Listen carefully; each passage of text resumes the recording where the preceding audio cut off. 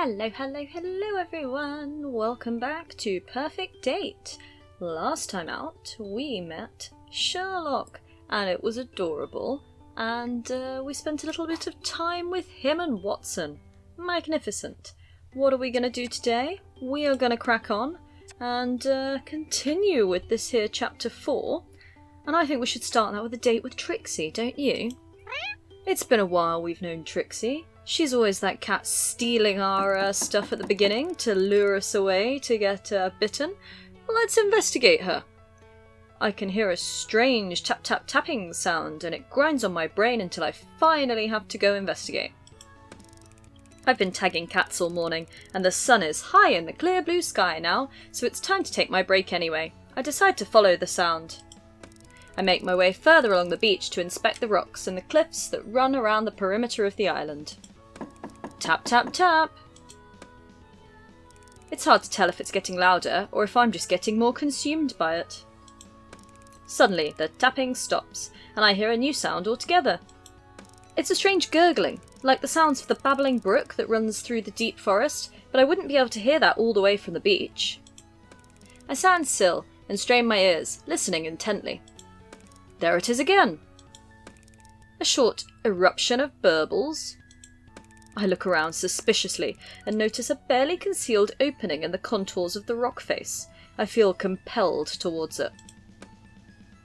As I get closer, the gurgling shapes into gleeful giggles. Hello? I wait at the mouth of the cave, feeling like I've been lured here, but at the same time, like an intruder. Am I disturbing you? Human! Oh, Trixie, it's you! What are you doing here? I could hear you all the way up the beach. You're a long way off base. I could ask you the same thing, human, but I won't because I know why you're here. You were drawn to me. I knew you would come sooner or later. I made it nice for your visit. Oh, Well, come on in, Humi. She is really rather cute, isn't she?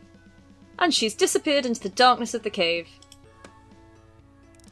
I squeeze myself in after her, and as my eyes adjust to the gloom, I am at the same time taken aback by the light. We're in a small cavern, which should be pitch black, except it's not. There's a light source that my brain can't quite understand immediately. Doesn't it look magnificent? Oh my. The rocks, or at least some of them, are radiating with a warm, golden pink glow which gives the tiny cave a peculiar ambiance, almost like a trashy nightclub. Kinda miss those. Never thought I'd say that, but you know. Go long enough without a trashy nightclub and you will miss a trashy nightclub. Take a piece of space and make yourself at home, Humi. I sit where I've been standing, as there's not much room here. I start to take in my surroundings. Wow, Trixie, this is fantastic! All around us are different types of rocks, stones, and crystals, all different sizes, colours, and shapes. There are piles of the stuff in every nook and cranny, like a little Aladdin's cave. That was a good film, Aladdin. Quite enjoyed that. Some great tunes. What exactly is this place, Trix? It's my pad. It's where I do my thing. We all need our thing, don't we? Yes, I suppose, but what exactly is your thing? Also, inviting me back to yours on the first date? Oh, you are keen, Trix. Minerals. I collect them. It's more than just collecting them, though. I embrace them. You hug them? Trixie giggles. Yes, I do. But that's not what I meant. I connect with them and allow their properties to become a part of me. We combine our energies. I'm not sure I quite understand. Look, it's easier if I show you. The small cat begins nudging and pawing at some of the stones until she has lined them up in front of me. Here's my island family. Meet the Grand Dame. Which one do you reckon that is? She indicates a long, slender pink stone, quite smooth and elegant. I'm glad it told us. Feel her. I run my fingers over the shiny, cold surface. Remind you of anyone? A smile breaks over my face and Trixie begins to giggle. Yep, you got it. Only don't ever tell Snooty that I'm calling her grandma. Here, how about this guy? I'm presented with a large, squat chunk of rock, semi-covered with a kind of moss that gives it the appearance of having fur. As I turn it, the light picks up the colour, and I can see a warm, rich amber tone, almost like marmalade. Is this one Floofy Butt? It makes me laugh out loud. That really is uncanny. The Major in rock form. Mineral, actually. But yes, Gramps has all the qualities to lead my little family. I got it right! I've already moved on to the next stone, and the resemblance is striking. It's a dirty green stone that fits very comfortably into the palm of my hand. It hasn't been polished like Snooty Booty, so it's a bit murky looking, but there are small patches that have been rubbed clean from handling. They are breathtaking emerald, catching the light, so that the green sparkles refract and dance around the cave. Oh, I'm not sure about this one. McMurphy? It's so beautiful. Yeah. Oh, I was right! Yes! Yeah, naughty Uncle McMurphy can be like that, don't you find? Oh, he certainly can. His charm is very beguiling. So who's missing? No one. What about Kibbles? Take a closer look, Humi. I strain my eyes in the gloomy light and see a flat, jagged piece of stone next to Floofy Butt, and then I get it. It's a pebble! He is a pebble. We both laugh. It really does seem to capture Kibbles, and it's hard to say why. It's the energy. Everyone, everything has energy, and we're all connected by it. Allow me to demonstrate. Take my paw and close your eyes. I do as instructed and hold the tiny paw in my hand, being as gentle as possible because my fingers suddenly feel very fat and clumsy by comparison. What do you feel? She's warm and fragile, and I almost feel like giggling. A bit tipsy really. What is this face? Okay. Now keep your eyes closed and hold my other paw in your other hand. When I have both of her paws, the feeling is intensified. I begin giggling out loud despite myself, and I'm overcome with a delicious feeling of joy. Open your eyes. I look down and see that I am only holding one of Trixie's paws. In the other hand is a small, clear crystal, completely smooth. Oh wow, but how? It felt just like your paw, warm and furry. I know. Trixie is laughing. You are feeling the energy. This is me. Trixie indicates the crystal. Oh my goodness, Trix, this is so cool. Thank you for letting me meet you all. I notice her face change. She looks as though she's been hurt. Oh, Trixie, what is it? Are you okay? This isn't all of us. What? There's someone else in my island family, but we don't talk about her anymore. Is it Ravenpaw? Poor Ravenpaw. Oh. She was the coolest sister ever, but she's not with us anymore. Oh, I want to free her. I think I did at least some method of freedom when I, stopped the treatment. I hope she's free soon. Oh, Trix, did she pass away? No such luck. She's being kept alive. Trixie nudges a small black piece of stone towards me. I pick it up and look at it closely. There's thousands of specks of glitter running through it, giving it an iridescence. It looks like the night sky. I close my eyes instinctively and am immediately overwhelmed by the most intense sadness and despair. It feels as though all the pain in the world is captured in this little black gem. Oh, poor dear. Gosh, Trixie, what on earth happened to her? I can't say. Not yet, anyway. I know it was the professor. She has taken the stone and hidden it before I even realise it's gone, and suddenly her mood has changed completely again. We need to get you one too, Humi. You should be mineralised, don't you think? Oh my gosh, yes please. I would be honoured, Miss Trixie. I wonder what I look like. You're really quite open for a scientist. It's actually a requirement that, in order to be a good scientist, you remain open-minded. Let me read your tarot. I'm a bit thrown. That came out of nowhere. I don't know about that. Not as open-minded as you like to think, then. That's not fair, I just wasn't expecting it. Come on, then. Yes or no? Yeah. Let's do it. I want to know what there is to know. Tell me something wonderful. Okay, why not? I played tarot once in uni. It was great fun. Do you think she could, predict if I'm gonna become, dead? If I'm gonna survive? Oh, Humi. Tarot isn't a game. Of course not. Go on then. Tell me who I'm going to marry. Trixie lets out a small snicker. I don't know why, but I'm starting to feel a bit nervous. The calico cat produces a pack of cards with an intricate pattern on the back. Wow, that's a cool deck. Where did you get it? McMurphy got it for me. He won't tell me where from. He finds the coolest things. Trixie places the pack of cards on the floor, begins waving her paws over it, and lets out a strange yowling sound. Finally, she stops and fans the cards out in front of me. Okay, your turn. Close your eyes and slowly run your hands over the cards until you feel drawn to one. Touch it, lightly. Repeat until you've got 3 chosen cards. I self-consciously do as I'm told, relieved that I'm not expected to make those yowling noises too. Yeah, this could have been much worse. I touch 3 cards, and when I open my eyes, Trixie is holding them in her paw, looking very thoughtful. Very interesting. Your past is the Fool. Ha! The Lovers is in your present position. How scandalous! And you have Justice in your future, but you will be handing it out or receiving it. Very interesting. Is that a good interesting or a bad interesting? There's no such thing as good and bad, really. It's all just information to help you, if you choose to listen to it. Okay, I'm all ears. Are you going to tell me that I'm a bit of a fool who falls in love and gets my just desserts? I notice that Trixie has become quiet and thoughtful as she studies the 3 cards.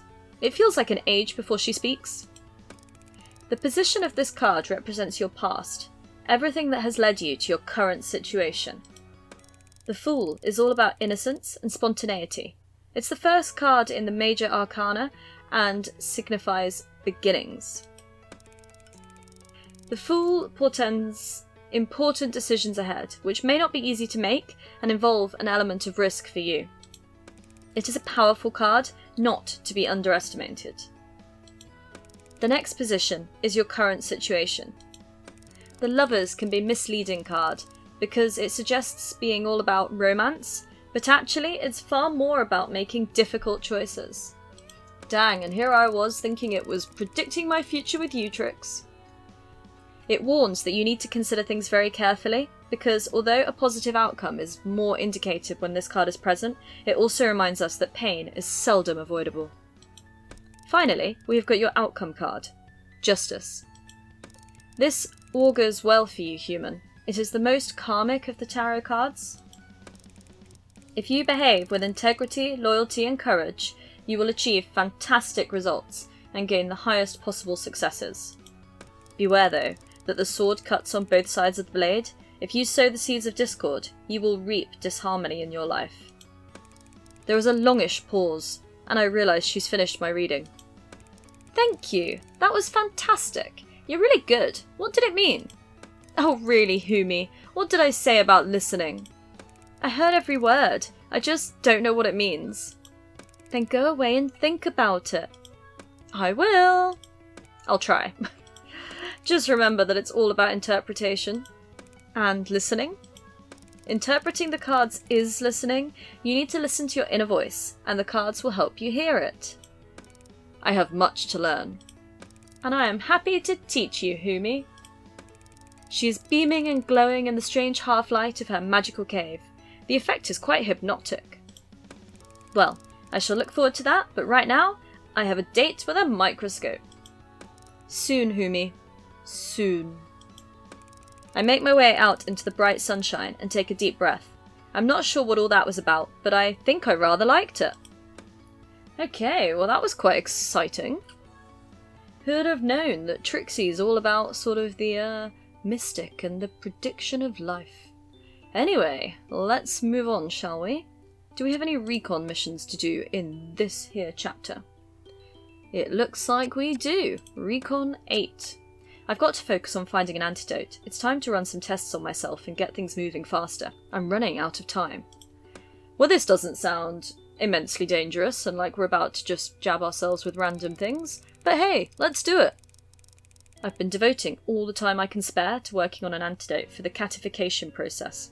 Although it's not an entire failure, progress is slow, and I'm concerned that I may be running out of time. It's time I did some more tests on myself to record how the virus is progressing in me and what effects it's having on my body. That should give me some idea of how much time I have left before it becomes too difficult to hide the problem from other people. You mean before I grow ears and a tail?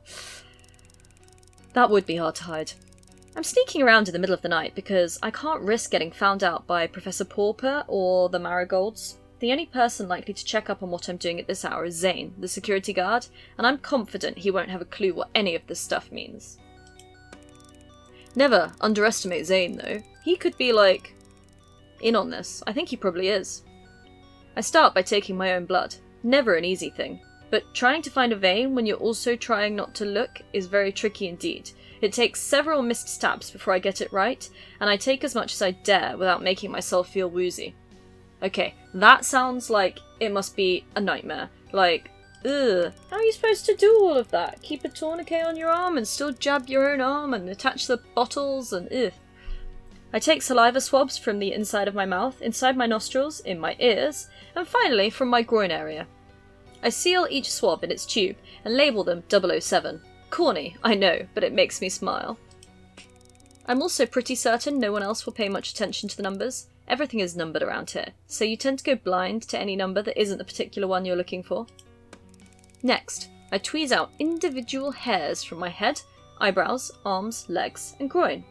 Each hair is prepared and placed onto a microscope slide. Finally, I take clippings from my finger and toenails. Some I prepare onto slides, and some I put into test tubes for testing reactivity to various agents.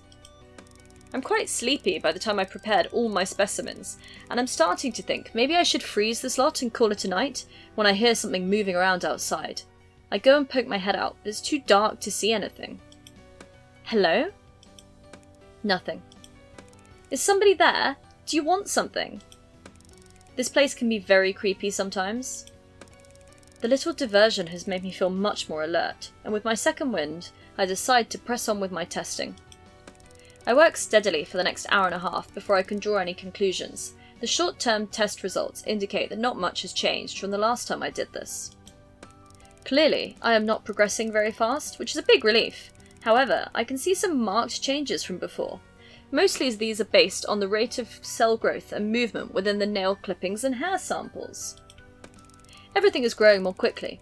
I'm a little disappointed not to have seen anything more informative, but I remind myself to be careful what I wish for.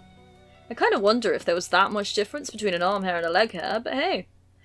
I place the long-term tests at the back of the specimen fridge, and will check up on them in 24 hours. There's not much else I can do now. I clear away all the equipment I have used, and leave the place in exactly the condition I found it. Even Mrs. Marigold wouldn't suspect I'd been here. I'm just heading to my tent when I hear a noise coming from behind me. From inside the lab? I walk back and call from outside. Who's in there? Silence. I have security with me. I hear how ridiculous this sounds and curse myself for being idiotic. I walk into the lab, put the main light on, and I'm stunned to see the tests I put in the fridge out on the lab table. I have no idea what to do, so I just put them back in the fridge, but this time I use the padlock on the fridge door. Nobody ever bothers with it. I've often wondered why it's even there. I don't want someone getting at my blood samples. I'm too freaked out to think straight now. I need to get to bed. I turn towards my tent, and there's this huge dark outline of a man in my path. It's Zane. See, I knew he was in on this. Evening. Evening. Working. Yup. Doing security. Yup. Good night then. Strong conversation, you two. Good night. And as he turns to walk away, I catch him say, almost, in a whisper. There's the monthly stocktake of the fridge tomorrow morning. I turn to ask what he means, but he's already gone. I realise I'm being given a helping hand, so I go back to the fridge and get my samples. I'll take them to my tent and see if I can't grab some ice from the mess kitchen on the way. Oh, so if he's helping us, maybe he's not as deeply involved in all of this? Suspicious. Right, Recon 9. That has now been unlocked. Magnificent. But before we crack on with that, let's go out and see Trixie again, shall we? Come on, Trix, where are we going today? Come on, Humi! At this rate, you'll have to go back before we even get there. I'm not built like you, Trix. Not yet, anyway. You need to cut me some slack.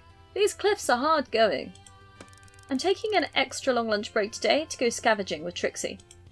Having realised I'm the only member of the family not to be represented in rock form, she's become obsessed with finding my crystallised doppelganger. I'm both flattered and unnerved at being a member of a cat family. I try not to overthink it.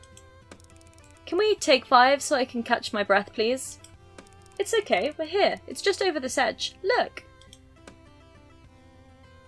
Ooh. As I catch up to Trixie, I instantly see what she's referring to. As soon as my head gets above the cliff we're climbing, I'm confronted with a kind of rock basin. It's almost volcanic looking, as though something huge once fell here and left an almighty indentation. What is this, Trixie? Jump down, it's perfectly safe.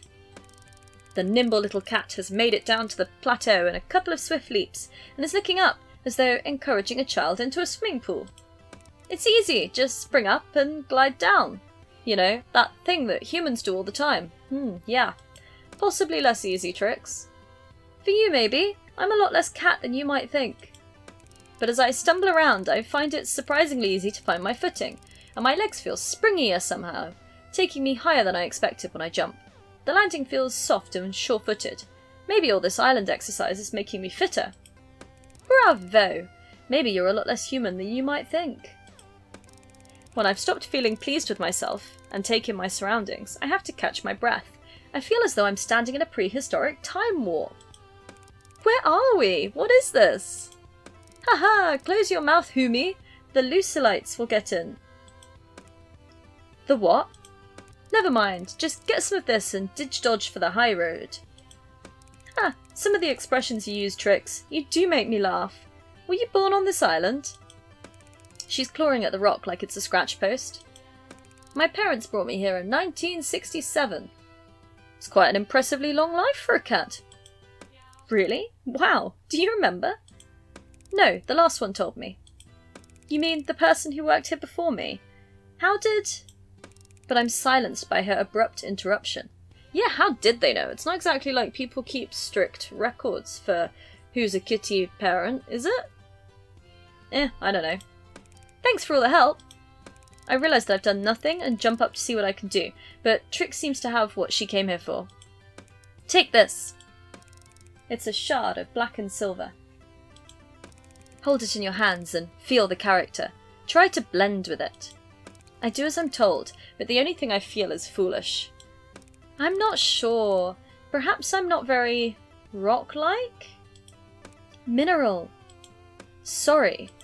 Okay, leave it. We'll have to try again elsewhere, but to be honest, human, I'm running quite low on ideas for you. I feel guilty that I'm so difficult to place, and wonder if I should try to make it better. Okay, so, options here. Bluff through it, so I imagine we just pretend we feel that that's our rock, or admit skepticism, and say that the reason we're not feeling our rock is because we don't really believe all this. Well, so... Previous me would have picked bluff through it in a thought to try and please Trixie, but that's pretty much what I did with my approach to dating Major, and that went really wrong, so I think we should just be honest and admit our skepticism, and hope that Trixie doesn't hate us too much for it. Look, I know I'm not very open to this stuff, but the truth is, it makes me feel a bit silly. It's like there's this great game and I'm the only one who doesn't know how to play. It's not a game, Humi, it's very real to me. I see that, and I believe that you are being totally genuine. It's just me. I'm some kind of Luddite, I suppose. Trixie starts gurgling. Her strange little laugh cuts through the tension, and I start laughing too, more from relief that she's not angry with me than anything else. Her good humour picks me up. Does this mean I didn't muck it up, Trix? Look, let me have one last try, will you? Be my guest, but I really don't mind calling it a day if you want to, Humi. I would love to stop and head back to camp for a glass of cold lemonade, but I feel I owe Trixie more effort than I've been making. No, I am placing myself in your paws. I am prepared to do whatever it takes to get me in touch with my higher self. Oh, good use of terminology, Humi. 1 brownie point already. Okay, so, stand up and close your eyes. I do as I'm told. Now feel the flow of energy come through your crown chakra. White light coursing through your body. Crown chakra? I'm lost already, but I try to follow what she's suggesting. Wonderful. Now, slowly raise one leg and extend it behind you. Find your balance. I'm wobbling like a jelly. What an attractive sentence. Good. And extend your arms out in front of you. Stretch right out. Now bring your right hand towards your face with your fingers splayed. What? But I'm managing to keep a straight face. That's something. Now, bring your thumb to the tip of your nose. Okay. And wiggle your fingers. There is a stifled gurgling sound. I can't resist opening one eye. Trixie is rolling around trying not to laugh out loud. I see myself, how ridiculous I look, and I join in with her mirth. That was mean. Oh, who me? I'm just trying to lighten you up a bit. The best route to enlightenment is through joyful laughter. Well, whatever Christmas cracker you read that in, it wasn't wrong. We lay on the ground for a while, soaking in the energy from the rocks, and I can honestly say I felt nothing. Don't worry, newbie. I'll channel for you until your own channels are clear. I have no idea what she means, but I feel very happy about it. Okay, well that was a good trip out, wasn't it? Shame we didn't find our rock, though. I wonder if Trixie will find that for us? That would be nice, wouldn't it? Right, 1 heart left means it's nap time. Is it a peaceful one? You had a lovely nap and wake up feeling revitalised. Your energy has been restored. Magic! That is my favourite kind of nap. A nice peaceful one where you just relax and everything's fabulous. Okay, so should we go do a research mission? That seems appropriate. What have we got? We've got research 2, 7 or 11. What's 7? Medical trial. Professor Purrfect says we'll be testing some experimental medicines today. I just hope I have the stomach for it. Okay, that sounds dangerously similar to the one that we refused to do last time that got us killed. 2. Tagging and scanning. Today it's off to the beach to tag some cats. Cute little kitty. And 11. Filling in. Seems like the professor is adding DIY to my list of duties. I've been asked to help the caretakers today. Okay. Well, I'm kind of interested to do this one, just because we haven't really seen much of the caretakers, and you know, maybe they're really interesting people, so here we go. I'm writing my journal. I've developed a habit of getting up early and writing for 30 minutes each morning before I begin my day. I'm often so tired at the end of the day that I just want to fall into bed and my journal gets neglected. Also, I like the way it grounds me before this strange island sucks me into the adventure of the new day. This morning, my concentration is broken by a very odd noise, and I suddenly realise it's the sound of someone trying to knock on my tent flap. Yeah, I can imagine you can't really knock on a fabric very well, but good effort for trying. Hello? Excuse me, sorry to interrupt. I recognise the voice as belonging to Mr. Marigold, the island's caretaker. Oh, good morning, Mr. Marigold. I spring up to greet him. I don't think we've actually seen him come on screen before. Except for maybe once during the introduction, but in general we don't really chat to this chap. Can I help you? I would invite you in, but... I indicate the chaos of my tiny tent. Barely room to swing a cat, I know. I laugh at his joke, but notice his deadpan expression and realise he's serious. Creepy. I quickly move on, stepping outside. Is there something I can help you with? I hope so. And that would be... Mrs. Marigold has taken to her bed. Proper sick she is, so the boss said I should ask you to fill in for her today, if that's alright. I know the professor well enough by now to understand that I don't actually have a choice. I'm filling in for Mrs. Marigold today whether it's alright with me or not. Actually, I'm quite intrigued. Yeah, what does she get up to? It's like an inside spy mission. We can find out all about the Marigolds. Great! I mean, I'm sorry to hear your wife's poorly. Nothing serious, I hope. But I'm happy to spend some time with you, Mr. Marigold. Well, best make an early start then. You get your shoes on and I'll meet you at the jetty. Ooh, where are we going? Somewhere exciting. And before I can say another word, he's disappeared off towards the water. I quickly put my journal back in its hidey hole and grab my backpack with the field kit in it before stuffing my feet into my trainers. When I arrive at the jetty, I can see that Mr. Marigold has already started work mending the wooden rail, where a couple of the posts were damaged in a recent storm. How can I help? Just pass me those pins as I go along. Need to reinforce this and then recoat it with preservative. A bit disappointed. Just so you know, I can use a hammer too if you have a spare. We could get this mended much quicker with 2 of us working. There's no rush. Oh no, I suppose not. You're here with me for the whole day anyway. Oh, I didn't mean that. Actually, I'm pleased for the opportunity to break out a bit, try something different. Bored of this place already? He squints sideways at me. No, not at all. There's so much going on here. I haven't even begun to uncover half of what this island has to offer, I'm sure. I just meant it's nice to have the chance to get to know someone new. Company is in short supply here. Human company. He mumbles it half under his breath, so I'm not certain if he even said it. I beg your pardon? You seem to be getting on with the cats though, eh? Oh yes, I'm spoilt for choice with feline friends. Be careful with that. I stop and look at him. He holds my gaze. Suspicious? What do you mean? Be careful with those pins. You're going to have them all over the edge in a minute. I look down and see that in not paying attention, I have kicked the box perilously close to the edge of the jetty. Closer to the edge than you thought? I get the feeling we're not just talking about a box of nails. Yes, I wasn't paying attention. Looking in the wrong direction, that's when we miss the things right under our nose that could cause problems. Is he implying I'm a problem? Or am I missing the point? Mr. Marigold. We've stopped what we were doing and are standing up now, looking directly into each other's eyes. Ooh, we're not trying to romance you, you're married. Do you know something I ought to know? Such as? Well, obviously I don't know. I know you're an inquisitive little blighter. Have you been watching me, Mr. Marigold? Keeping an eye might be a more accurate way of putting it. Well, thank you, I think. You're welcome, but I wouldn't be so quick to trust people if I were you. You don't know me or my intentions. And we are back to creepy and sinister and suspicious. And suddenly, he lets out a roar of laughter and gets back to work. I have a feeling you're one of the good guys, Mr. Marigold. Call me Mason. I hand him pins and we say no more, but as I go over our conversation in my head, I realise I've heard those words before, or something very like them.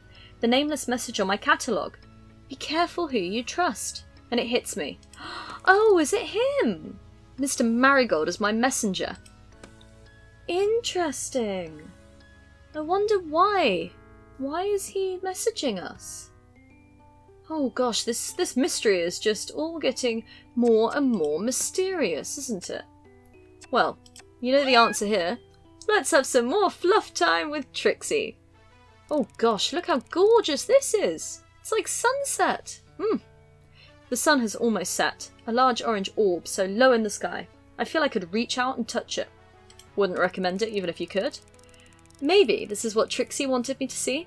Her whispered invite from behind the lab door this morning was a brief. Cave, sundown, dress to de-stress. Be there or despair. Good poetry, Trixie. I like that very much. As I reach Trixie's cave, my breath is literally taken away. There are clusters of lucetites. Tiny illuminated flies that look like strings of fairy lights hung all over the beach. They lead to a formation of rocks close to the water's edge, spotlit by the amber glow of the moon and surrounded by the sparkle and twinkle of more lucetites. It's magical! I call to Trixie as she emerges from her cave, dragging something in her mouth. I dash over to help her. Whatever it is, it looks too heavy for the delicate calico cat. Oh, thank you. I'm almost done. Could you take it over to the seats? She's indicating to the rock formation I was just admiring, and now I see it from this angle. It really does look like a seating area. In fact, the whole area looks just like a stage, beautifully lit and set. When I put the cloth bundle where she wants it and untie it for her, I discover a small collection of objects that Trixie immediately sets about organising. She's so deft and determined. I can't help but see the human in her.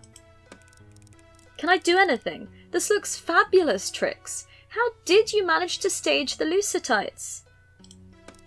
She laughs. Easy when you know how. They just love mana. Mana?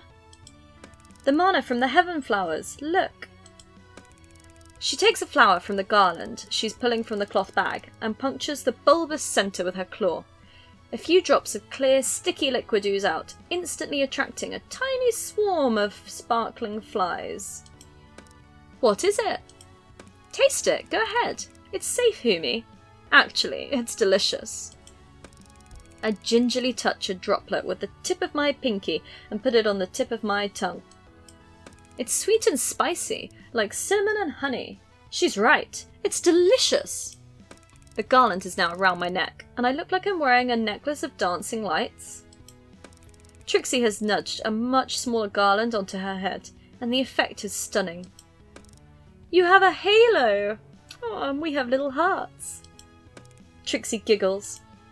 Well, I am an angel after all. Look, she really does have a halo. Magnificent. This stuff is good. Is there mana in this? I drink a warm, sweet nectar from a shell that Trixie has placed in my hands. Yes, amongst other things. Steady though, McMurphy helped me make it. Uh-oh. Incoming drunk. Ah, I thought I could detect the warmth of his Irish charm. Slante, Murph. As I drain the shell, I feel a bit lightheaded, and I sit down on one of the rock seats. Well, hello, chums. I didn't see you there. The whole of Trixie's mineral family are gathered on the other rocks. The gang's all here, hick!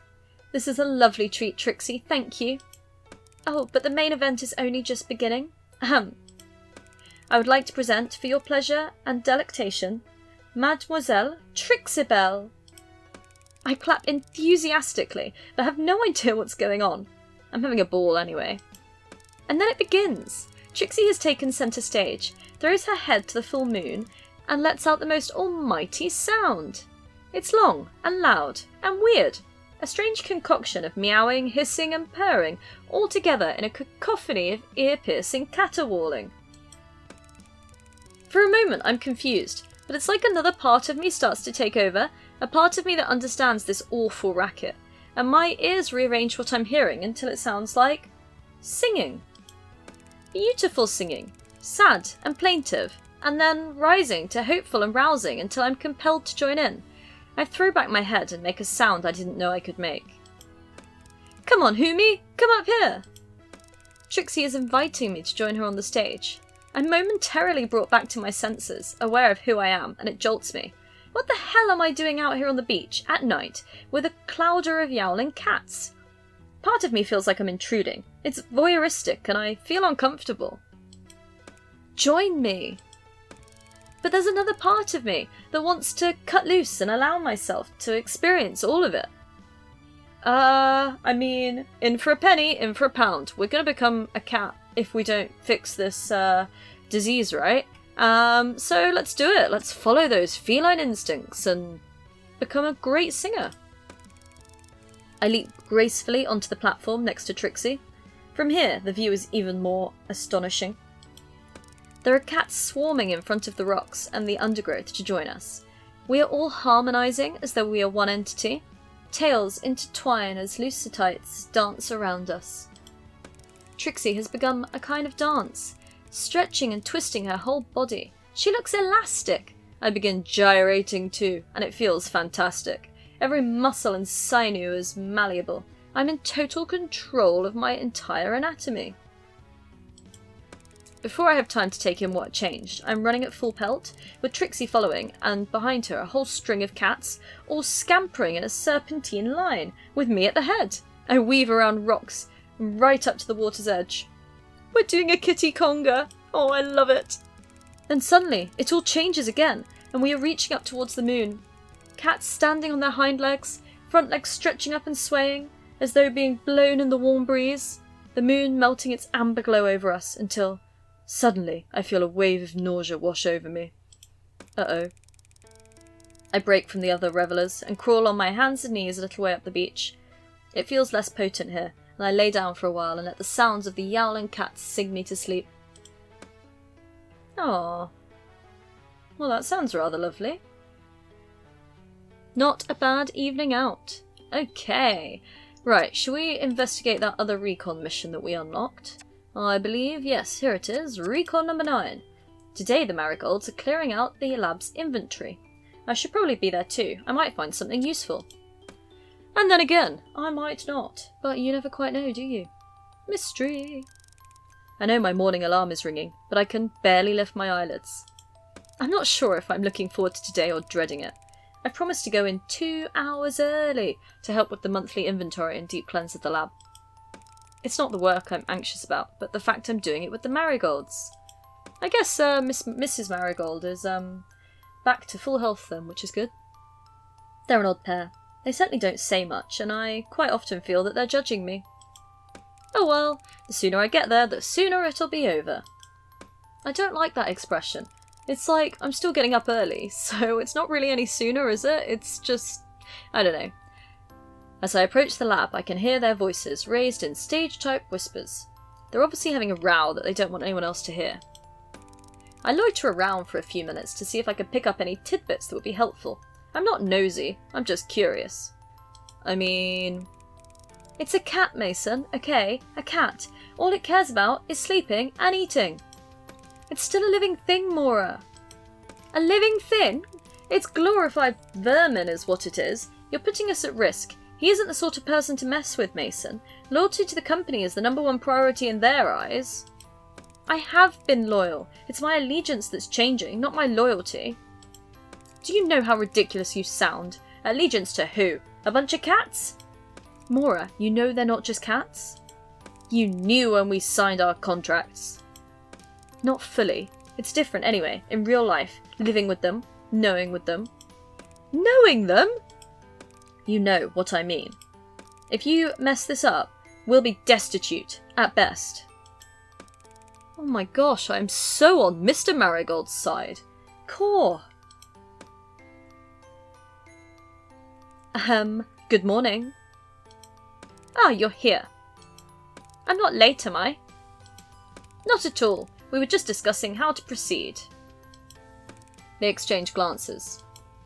You two can get on with the stock check. Leave the sanitization to me. Sounds good to me. Where do we begin, Mr. Marigold? Call me Mason. I have the list here, so I'll call the item and you tell me how many we have. Okay, Mason. And if I'm in your way, you just let me know, Mrs. Marigold. Yes, I'll be sure to. But if we each mind our own business, well, I'm sure we will all work out fine, dear. The tension in the air is tangible. This could be a very long 2 hours. We'll start with the top shelf of the large metal cabinet. Standard test tubes. 20 boxes. Petri dishes. 10 boxes. Mixed sizes. Beakers. Large. 25. Beakers. Medium. 20. Only 20? That's a bit low. Have we had more breakages than usual? I decide not to tell him that I sometimes use them as tea mugs, and there are at least 3 in my tent growing mould as we speak. Yes, we've all been a bit clumsy lately. I know one was knocked off the counter by McMurphy this week. Nothing but trouble, them cats. Mr. Marigold continues with the stock take as though he didn't hear his wife. We move on to the next shelf and the next until we've almost finished the entire inventory. We are coming to the end of the drugs cabinet. Ketamine, 15 mils. 8 bottles. That can't be right. It says here that we normally stock 30. See for yourself. 2, 4, 6, 8. Do you use a lot of that then? No, on the contrary. It's mostly just used for anaesthetising. We rarely do that kind of surgery. Well, that's a mystery. I wonder what it could be being used for. You two will be a lot quicker if you stick to your counting and leave the wondering up to the professor. Rude. We finished the rest of the job without any unnecessary chat. We all seem to be deep in our own thoughts. Mine are all about where that amount of ketamine might be disappearing to, and for what purpose. Suddenly, I don't feel too good. More conspiracies. Deeper and deeper this stuff goes. Right. Well, that leaves us on 1 heart, so time for another trip to the nap. Let's hope for a good one. Oh, this looks interesting. Now, let me see. Is that everything I need? I refer to my mum's recipe. Nana's original granola, amended by Mum. Large rolled oats, 4 mugs. Pumpkin seeds, half a mug. Sesame seeds, half a mug. Sunflower seeds, half a mug. Walnuts, roughly chopped, handful. Flaked almonds, half a mug. Pecans, roughly chopped, handful. Dried apricots, roughly chopped, handful. Dried cherries or cranberries, half a mug. Banana chips, half a mug. Sunflower oil, 2 tablespoons. Cinnamon, 1 teaspoon. Salt, a pinch. Honey, 4 tablespoons. And coconut shavings to garnish. Sounds pretty nice. Oh wait, did I forget to order the coconut? I rummage around in the supply box that arrived this morning until my hands find the bag they're searching for. Phew, coconut shavings are a necessity. Wait, even if I had forgotten them, I'm on an island with an abundance of fresh coconuts. Still getting used to island life. Yeah, of all the things to order in, that seems a little excessive. I set the oven to 150 degrees and leave it to heat up while I measure out the rolled oats. I have quadrupled the quantities so that hopefully it will last the whole summer. It seems vast compared to how much I make at home, but it would be disastrous if I ran out. Homemade granola is an absolute essential. I mix the dry ingredients, oats, nuts, seeds and spices together in a large bowl, and then I add the wet, honey and sunflower oil, to form a golden moist consistency. I've actually added a splash more oil than suggested. The mixture is feeling a bit drier than usual. Next I spread it evenly on a baking tray lined with parchment, partly to save the washing up. I do that. Whack it in the oven for 20 to 30 minutes, checking often, because the seeds tend to burn quicker than I expect. The smell always drives me crazy. Toasty, warm, homey. I miss my mum. Once done, I add the fruit as it dries and cools, and put it into several large glass storage jars, being sure to stuff fistfuls into my mouth as I do. That sounds lovely. That sounds really lovely. Want some granola now. Anyway, we are back up to full hearts, so let's go see what Trixie's getting up to. Have you found a mineral, that reminds us of you yet? I don't have long, Trix. It's a busy day in the lab today. Lots of deliveries. Trixie is pulling at the corners of the cloth she's laid on the ground. I know, you're a very important and humanly person, but I think you'll be pleased you gave up a bit of your time for this. She's produced a small box wrapped in pretty paper with a ribbon around it. Oh my gosh, has she actually found us in mineral, damn it, form?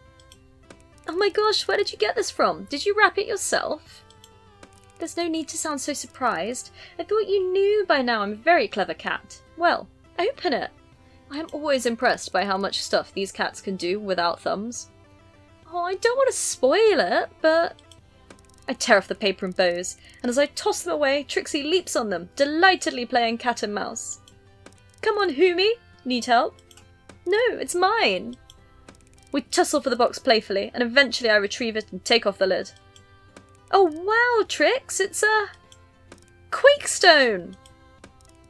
Of course it is! It's lovely! Trixie starts to laugh. Oh, Humi, you're so funny. It's not lovely at all, but it is useful.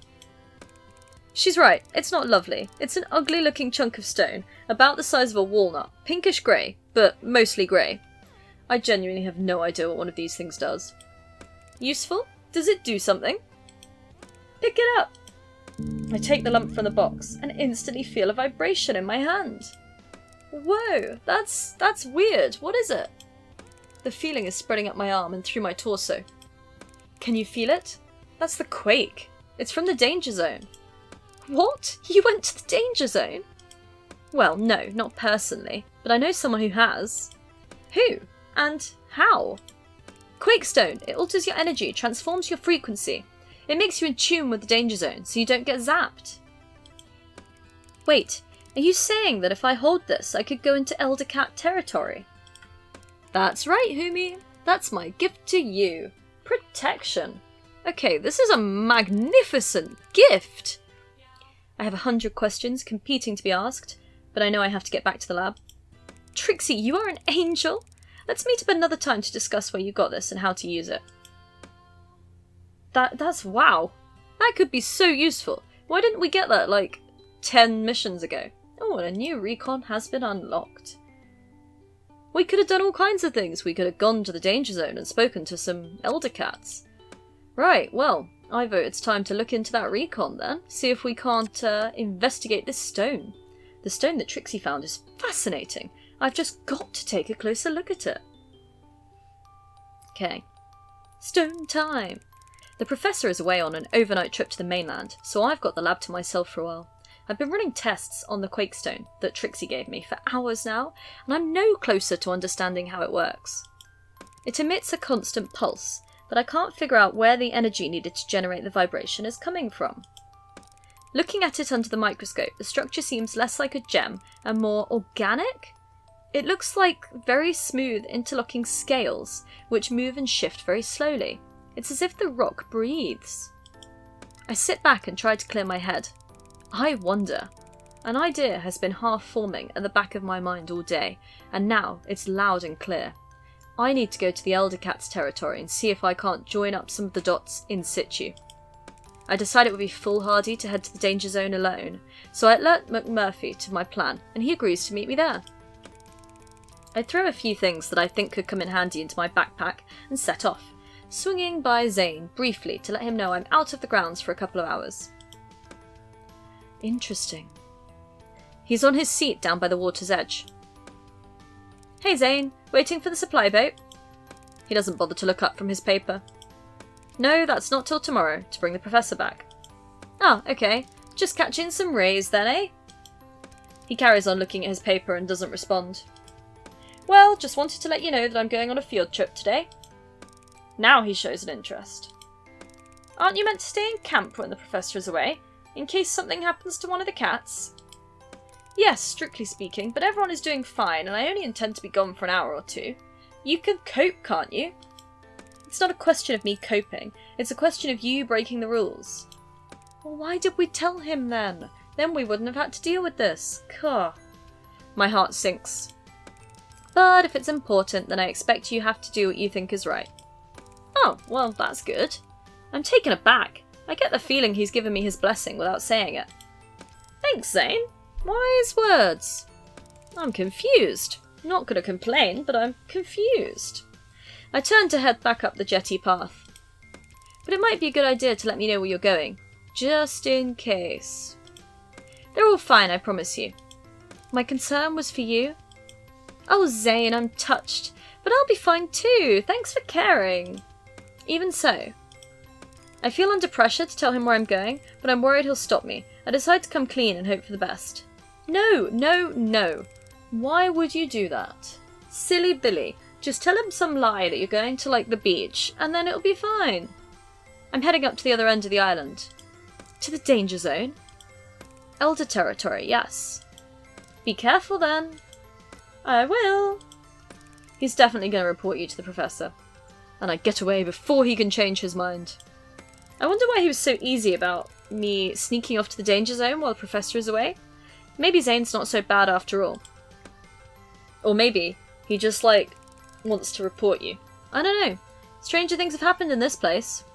I haven't seen any sign of McMurphy. We said we'd meet here on the border of the danger zone. I'm squeezing the quakestone in my hand and can feel the vibration pulsing gently up my arm. Just as I'm about to venture forward alone, I hear a friendly whistle. Murph! Were you missing me, Kara? I was giving up on you, to be honest. Ah, that's not nice. You should never give up on a buddy. Well, I'm glad you're here. I don't mind admitting I'm a bit nervous. Here, let me put this around your neck. I've made a collar for him by drilling into a piece of quakestone and threading some twine through it. I don't want either of us to upset the elders. We need all the protection we can get. Although I'm not sure this will even work. It's a big risk. Come on then, stay close to me. And you to me, Kara. And you to me. I can hear the amusement in his voice as he springs ahead of me and crosses the line into the danger zone. For a split second, I hesitate. I want to see if anything happens to McMurphy. If something does happen, I want to be able to get help. Ha! Really? You just don't want things to happen to you? See, yep, McMurphy knows. Not making me your cannon fodder, are you, Kara? Entirely my canary. That is what you are, mate. Just watching your back, Murph. And with one large step forwards, I'm over the line. I stand still for a moment to feel the difference, and there isn't any. I feel exactly the same. The same pulsing coming from the quakestone, only now it seems to be all around me. It begins to tingle. Can you feel that? I most certainly can, and a beautiful thing it is. He's right. It feels really relaxing without being drowsy. My mind is super alert and I feel much more energized than I did even a few minutes previously. There are some elders over to the right. They must be able to see us, but they don't seem to be bothered by us being this close. As I take in my surroundings, I notice that there are large rocks that appear to be made of quakestone. We skirt around the edge of the area, keeping as low a profile as possible. I can't believe we're doing this. Oh, Kara, I wish I could show you your face. Why? Because you're grinning from ear to ear, you look like the Cheshire Cat. Maybe we've gone through the looking glass. Then I see the huge obelisk-type stone, which most of the elder cats are sitting around. What do you think, Mac? Quakestone? Has to be. Look how serene they all are. They're completely calm. Some of them are looking at us, but don't seem in the least bit bothered. There's no aggression in these animals. They are in total harmony with each other and their surroundings. Come on, Mac, let's leave them in peace. We move back to where we came in and gather some of the lumps of stone to take back with us. I can see why they like it here so much. Okay, you, let's get this off your neck. You'll be turning elder if I'm not careful. We walk back mostly in silence.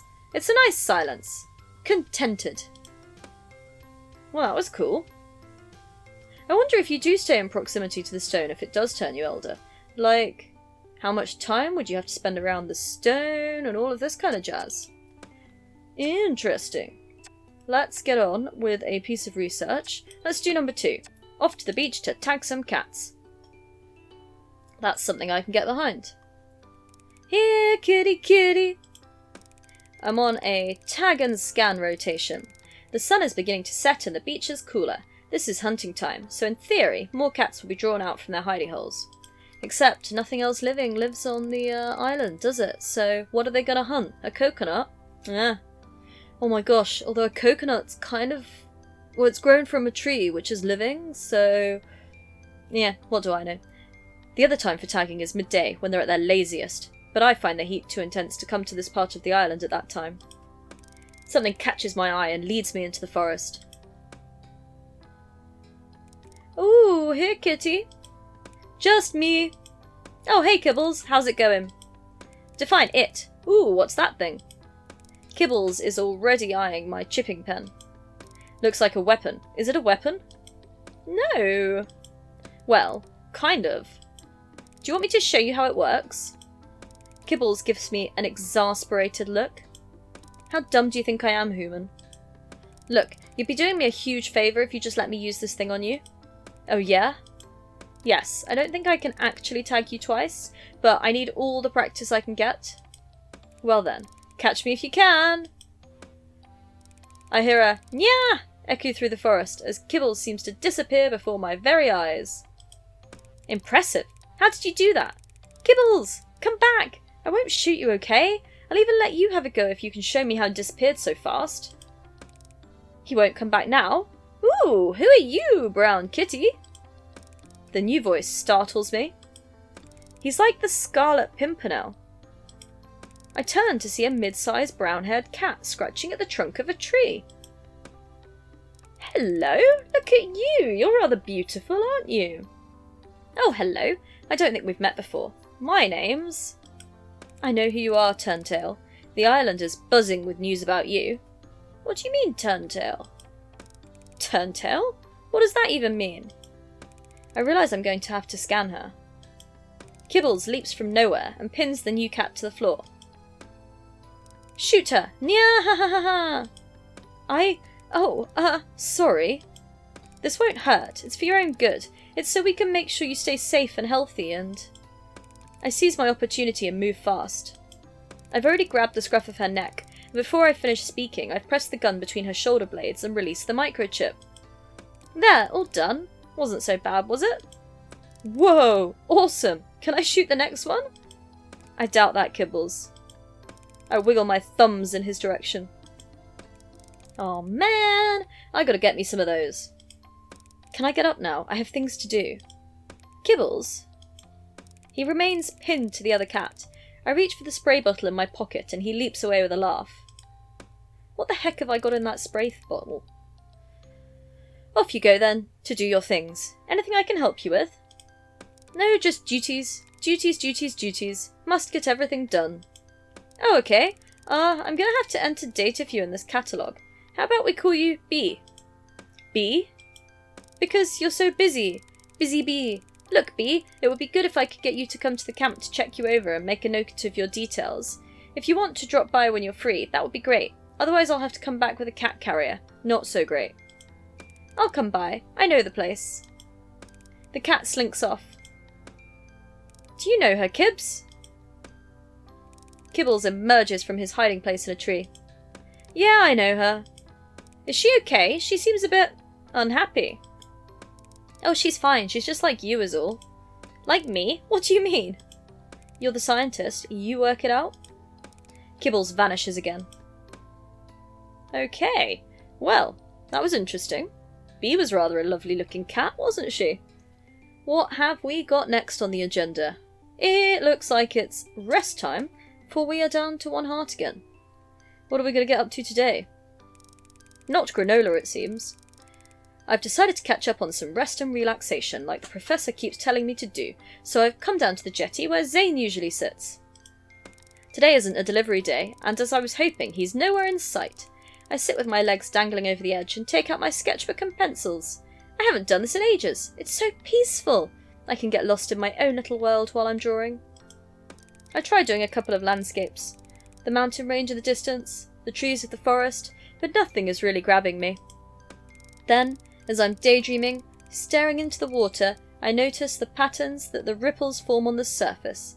They're unusual, I suppose because of the magnetic pull. The effect is beautiful. I end up sitting for just over an hour trying to capture it on my page. Well, that sounds like a rather nice afternoon. Why not, eh? I can't draw to save my life, but, you know, if you've got the skill, use it. Let's go on our final date with this here little Trixie. Have you found a rockus yet? Mineral, damn it. What is my brain? I've been following a familiar sound along the shoreline. I can't see Trixie yet, but I'd know that plaintive song anywhere. It leads me to her cave. Trixie, can I come in? Wait a minute! I can hear a flurry of activity, shuffling and liquid being poured. Uh-oh, has she got more of McMurphy's alcohol in there? Trixie, are you nearly ready? It's freezing out here. As soon as the sun goes down, this island becomes ridiculously cold. Come in. Her voice is slow and sing-song. The cave is warm and welcoming. There are flower petals scattered on the ground, and little jars of lucitites in every corner. Trixie is stretched out on a rock as though she hasn't moved. Hello, you. Long time no see. Hello, Humi. I wondered when you'd show up. As soon as you invited me, actually. She ignores me and indicates a jar of amber liquid. Help yourself. She's in one of those moods. So I take a sip of the mana juice and make a note to go easy on it this time, remembering how potent it is. So, how's Trix? Great.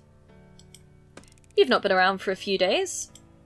She doesn't respond. I thought you were avoiding me. I force a laugh, but now I'm beginning to think I was right. Have I upset you, Trixie? Well, in a way, I suppose you have. God damn it, I am so bad at cat dating. Oh, I was kidding, but tell me, what did I... She cuts across me. I don't mean to be rude, but would you mind just shutting up and letting me talk for a while? Oh, of course. I'm a little anxious about what's coming, but I do as I'm told and sit in silence. Damn it! Life. She pauses and smiles. I'm not sure if I should respond, so I just smile back. Life is great and all, but sometimes it's not quite as great as you try to pretend it is. You get so used to making the best of it that you stop being aware that it's only silver, or sometimes even bronze. I mean, nothing to complain about, but... Then something happens that is so golden, so platinum plated, rose gold, that the fabulosity of it catches you up like a twister and turns everything upside down and inside out, so that you're flying and dancing against your will. You're powerless and powerful, and silver will never be good enough, ever again. Do you know what I mean? I open my mouth, but she ploughs on without waiting for an answer. I feel it now, the fizzing in my tummy, the fluttering of my heart. I am champagne, popping and sparkling, light-headed and silly. Am I silly? I feel very certain and not silly at all, but I can't stop giggling and my eyes are all weepy all the time. Look at these little hearts. Maybe we haven't done as badly as I thought? I know what I want in my heart, but I can't connect it to my head. I feel happy! Oh, I'm happy for you, Trix. Truly happy. Not before happy, which wasn't really like being happy at all, but 24 karat happy, and nothing less will do. There's a long pause. I look down and see that my glass is empty, and I suddenly feel a bit woozy. Okay, that's it. That's all I have to say. Your turn! Oh, I'm not very good at speeches, and I don't think I can match yours. A simple answer will do. Soulmates don't come along every day, Humi! We have a chance here to take a leap and see where the adventure takes us, or forever wonder what we missed. Oh, she thinks we're soulmates! Oh my gosh, yes, take a leap! Of course I'm in. Together, forever. Let the adventures begin. Did we successfully romance a cat? Oh my gosh! And Trixie and I begin to laugh, and laugh, until we're rolling around on the floor so that anyone who saw us would think we were a couple of crazy, intoxicated cats. Oh, we did it! Yes! Okay, well, we're on to the final thing, the last piece of research. Once you complete your research, your time comes to an end.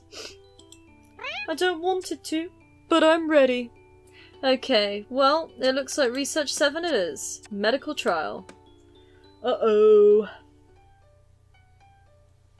Let's go.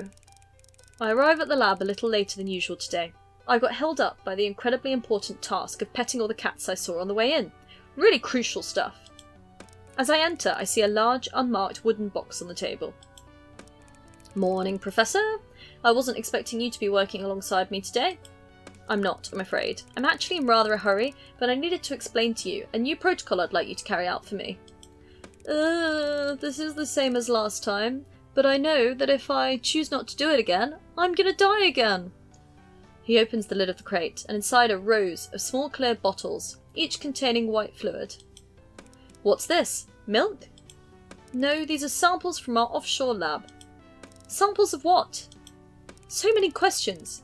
Curiosity is a marvellous trait for a scientist. Now, I want you to run some tests on these. I want you to check how they respond to contact with compounds 16, 18 and 24. I notice how he deftly evaded my question. Well, I'm gonna have to do it, aren't I? Dang and blast. Once you've done that, provided there are no complications, I'll need you to apply the sample to some of the cats and record the results. I beg your pardon?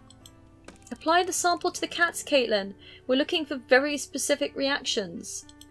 Of course, sir, but oughtn't I have a little more information before I start applying an untested product to a little subject?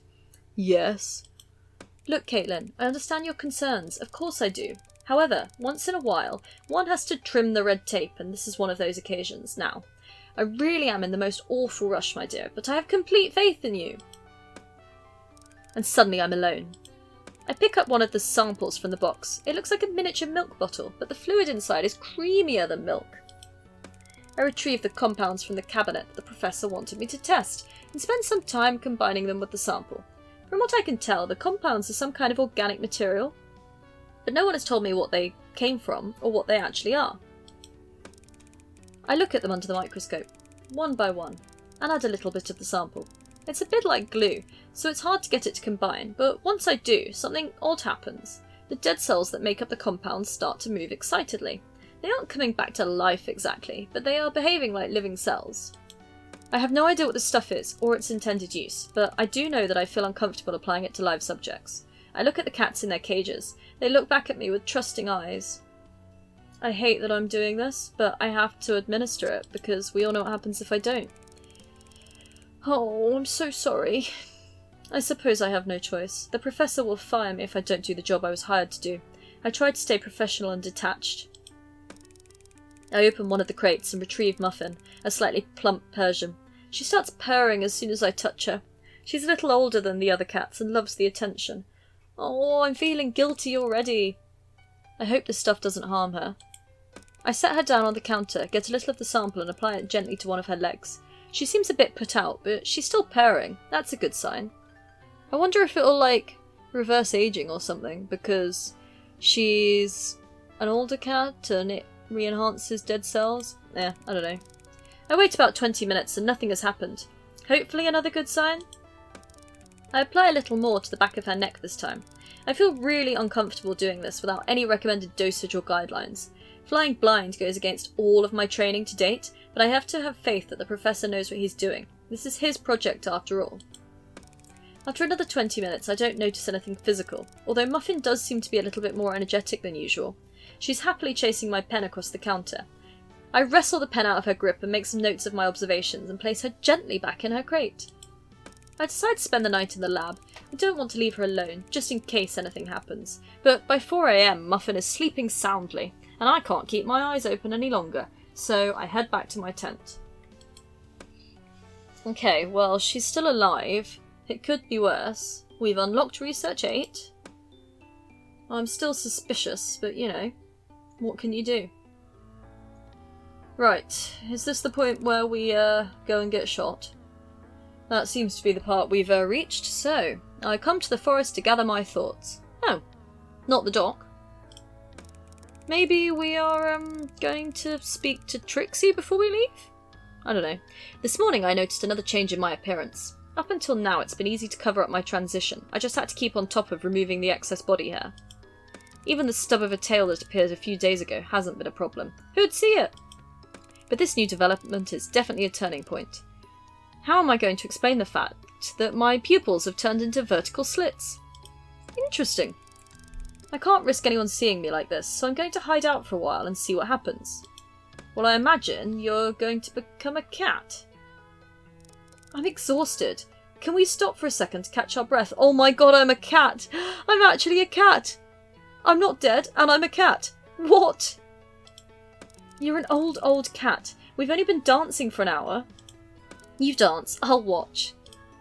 And she giggles and dances while I recline against a rock in the evening sun. Cooler, but still deliciously warm. How did I get to be so lucky? I look back to when I thought having the virus was the worst thing imaginable, and it makes me smile. The day I decided to throw in the towel and allow myself to become a cat was the first day of a life beyond my wildest dreams. Why would anyone want an antidote? Being a cat is amazing. Being with Trixie is even better. I lazily stretch and slowly fall into a nap. Trix settles beside me, the two of us curled up. Our bliss is only briefly disturbed by the familiar sound of the ferry arriving at the pier. It seems my replacement has already arrived. They'll never look here though. We know exactly where to stay safe. I wonder if they'll be as fortunate as me. Oh, I'm so happy with that as an ending. We didn't die. We completed the chapter. We made some progress. And we successfully romanced Trixie. This is genuinely incredible, and I'm so happy with that. Thank you so much for joining me on this journey today. If you want to leave a like on the video or subscribe to the channel, that would be magnificent, and it would help you keep up to date with when the next chapter is coming out, which will be next Wednesday. Until then, goodbye!